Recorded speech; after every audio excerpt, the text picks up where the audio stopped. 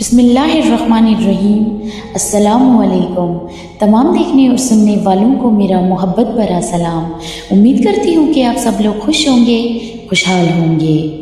Video دیکھنے سے پہلے اگر آپ میرے چینل پہ نئے ہیں تو پلیز میرے اس چینل کو لائک، شیئر اور سبسکرائب کر دیں، ساتھ میں بیل آئیکن بھی پریس کر دیں تاکہ میری آنے والی جو بھی نوٹیفیکیشن ہو وہ سب سے پہلے آپ تک پہنچے، کیونکہ یہاں پہ میں آپ کے لیے سچے اور اچھے واقعہ بیان کرتی رہتی ہوں۔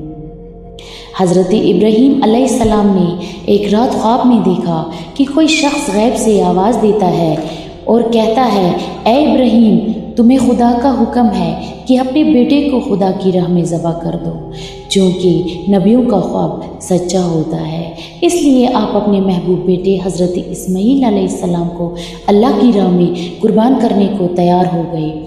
چونکہ حضرت اسماعیل ابھی کم عمر تھے، اس لیے آپ نے ان سے صرف اتنا کہا کہ بیٹا، رسی اور ایک چھری لے کر میرے ساتھ چلو۔ چنانچہ اپنے بیٹے کو لے کر آپ ایک جنگل میں پہنچے۔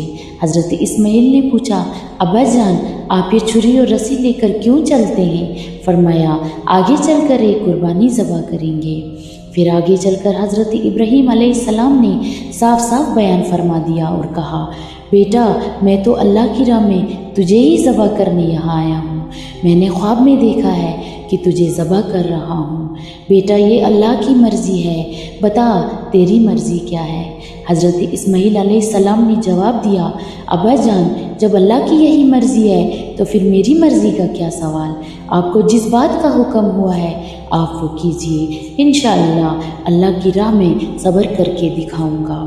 بیٹے کا یہ جرأت آمیزہ جواب سن کر حضرت ابراہیم علیہ السلام بڑے خوش ہوئے اور اپنے بیٹے کو اللہ کی راہ میں ذبح کرنے پر تیار ہو گئے۔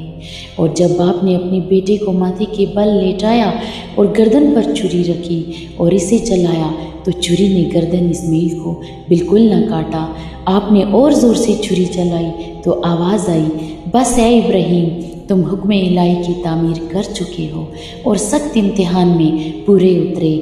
آپ نے مڑ کر دیکھا تو ایک دمبا پاس میں کھڑا تھا اور آپ سے کہہ رہا تھا، حضرت اسماعیل کی جگہ مجھے ذبح کیجیے اور انہیں ہٹا دیجیے۔ چنانچہ حضرت ابراہیم علیہ السلام نے اس دمبے کو ذبح کر دیا۔ حضرت اسماعیل علیہ السلام اٹھ بیٹھے اور اس امتحان میں دونوں باپ بیٹے علیہ السلام کامیاب ہو گئے۔ سبحان اللہ۔ اللہ والے اللہ کی راہ میں سب کچھ قربان کرنے کے لیے تیار ہو جاتے ہیں، حتیٰ کہ اولاد بھی۔ پھر آج جو لوگ اللہ کی راہ میں ایک بکرا بھی دیتے ہیں، ہزار حاجتیں کرتے ہیں، ان کا خدا سے کیا تعلق؟ جزاک اللہ۔ امید کرتی ہوں کہ میری یہ ویڈیو آپ کو پسند آئی ہوگی۔ ملتی ہوں آپ سے کسی دوسری ویڈیو میں، تب تک کے لیے اللہ حافظ۔